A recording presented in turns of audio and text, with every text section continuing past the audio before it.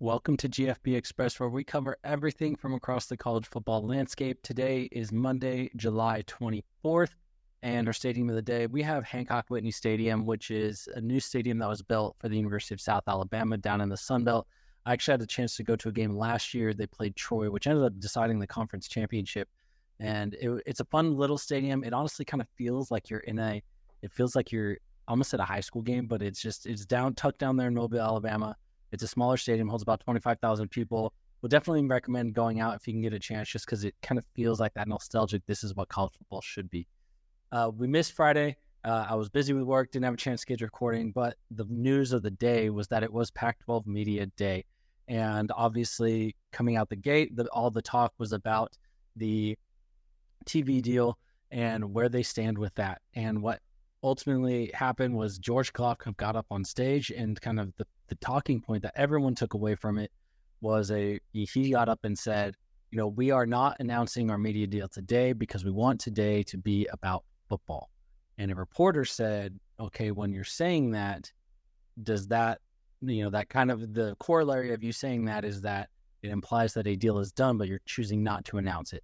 And he said, and Kliavkoff replied, that would be reading too much into it. So there's still, point of the matter is there's still no deal. Also note, Deion Sanders didn't go. He had surgery.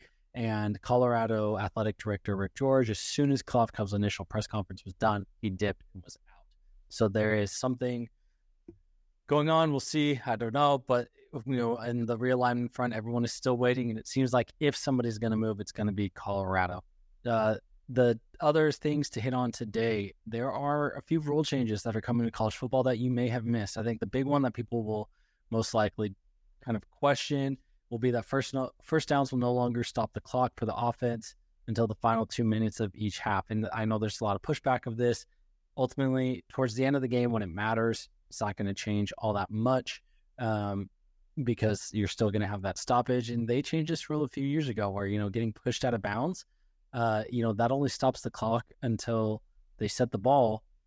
But it's only inside the last 2 minutes. And honestly now, it seemed weird at first, but they changed that rule in about 2012-ish, about a decade ago. You probably don't even notice that they start the clock again after they set the ball after running out of bounds or being tackled out of bounds, unless it's inside the last 2 minutes. So it's probably going to have that same effect. It's going to shorten the game by maybe 15 minutes, maybe like 10 actual plays in one commercial break.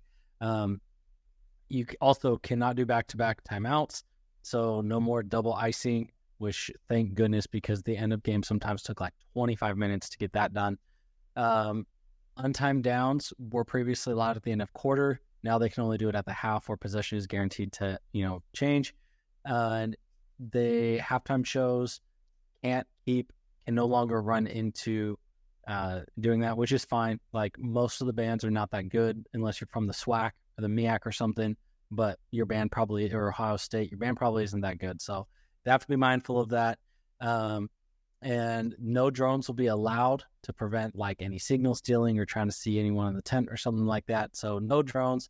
And the instant replay will now be allowed remotely, which there were some FBS games, usually if you're watching like maybe like a Sun Belt or a MAC game where the facilities weren't there, or they only had they didn't have the same size TV crew that a primetime game is going to get, that you would get those, and where there would be those games where they, don't end up having a replay available in the game just because it's there. But they're going to set up now where they can do like every conference across the board. Everyone's going to kind of have a standardized where remote review will be available if someone isn't there. So check back tomorrow. Please like, subscribe, and fuel the algorithm. Thanks for checking out GFB Express.